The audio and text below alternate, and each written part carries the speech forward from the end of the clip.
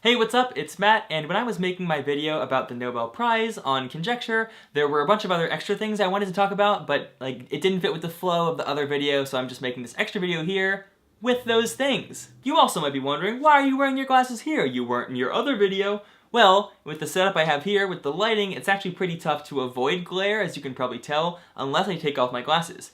And I like the way this looks better. I actually prefer wearing my glasses, but I like the way this looks better without the glare, but I'm also not wearing my glasses, so I'll probably wear them for everything else. This has gone on way longer than it needed to. Okay, additional facts about the Nobel Prize. So one of the things I was curious about was how the Nobel Prizes came to be regarded with such prestige. They got their money from Alfred Nobel, right? But money and prestige aren't exactly the same thing. Except from what I can tell in the case of the Nobel Prize, they probably were. I mean, if you get an award and it's $500, it's kind of like, well, the organization that gave me that $500 is cool. But if you get an award and it's for $1 million, everyone all of a sudden looks at this organization and goes, whoa, this is legit. And they started doing that since 1900, right? So every year they do it, they just probably more and more people hear about them, and its cultural significance just grows and increases with more awards given out and more time. Another thing that I didn't mention is that after the Nobel Memorial Prize in economics, it was actually decided that there wouldn't be any more Nobel Prizes added.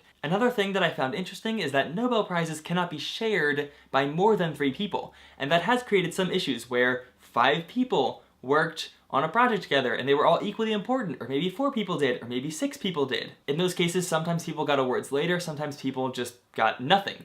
And the argument has been raised, why can't more than 3 people get it? And I mean, something interesting to think about. Something else I wondered about was how the Nobel Committee was able to give these huge lump sums of money as prizes to people year after year. Like, wouldn't the money run out? But I foolishly didn't consider the fact that after Alfred Nobel's death, there was a private organization, I think it's called the Nobel Committee or Foundation, I forget which, that was created to basically manage the money. And they essentially invested it and have made, tons of money, because when you start with a huge sum of money, it's tough to lose it all if you're investing wisely. Oh, it's the Nobel Foundation, not the Nobel Committee. That's the name of the group that invests his money to create more for future prize winners. Okay, so I told the story in my main video about how the Nobel Prize, after they gave one to someone whose discovery didn't actually cause cancer, the Nobel Committee started to really emphasize the year when discoveries became valid or legitimate, and sometimes these waits are really long. Like, for example, the 1983 Physics Prize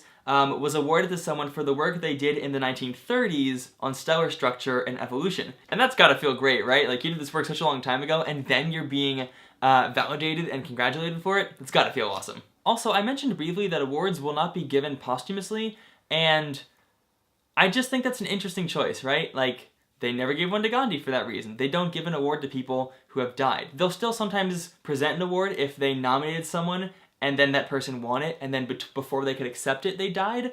But in general, if someone has passed away, they will not be given an award. The literature prizes are also typically awarded for the body of work that a writer has done across his or her lifetime, not necessarily just something big they did in the past year. In fact, recently we even saw Bob Dylan get the Nobel Prize in Literature for all the stuff he had done, like all the songs and stuff. And that is obviously a body of work, not just, it's not like, hey, like a Rolling Stone, Nobel Prize. Also, some criticisms of the Nobel Prize include that it has this Eurocentric bias, like a lot of European people get the awards, whereas there are people doing amazing things across the globe and they're just not noticed or not maybe given the same attention that people in Europe are. And there's also a discovery over invention bias. Alfred Nobel's will stated discoveries were the thing that he wanted to award and honor, but there are also a lot of really enormous and monumentally impactful inventions that have happened, and those are rarely honored in the same way. Finally, in the main video, I said there were certain political persons who had been given the Nobel Peace Prize that many felt didn't deserve it, and I'd talk about it more here, so let's do that. Probably the most criticized Nobel Peace Prize was the one that was shared between Henry Kissinger and the guy whose name I couldn't pronounce from the main video. They got it for negotiating a treaty that was supposed to bring peace to Vietnam. Now, the guy whose name I couldn't pronounce and still can't, he refused it because he was saying there is no peace in Vietnam. Henry Kissinger, however, did not refuse it. He accepted it, and many critics were basically saying that Kissinger was not a peacemaker. In fact, the opposite. He was the reason that the war became more widespread, and actually 2 Norwegian Nobel Committee members resigned because of it.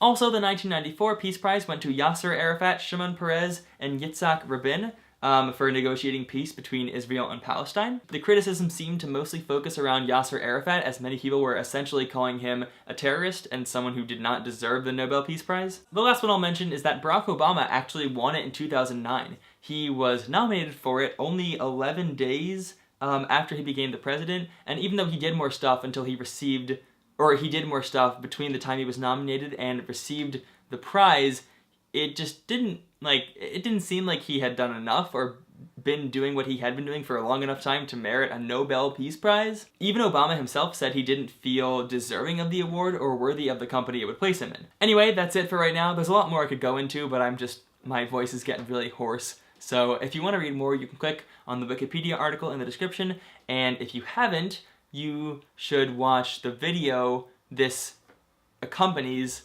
on conjecture. I'd be really surprised if you haven't seen that yet, actually. Thanks, and I'll see you later.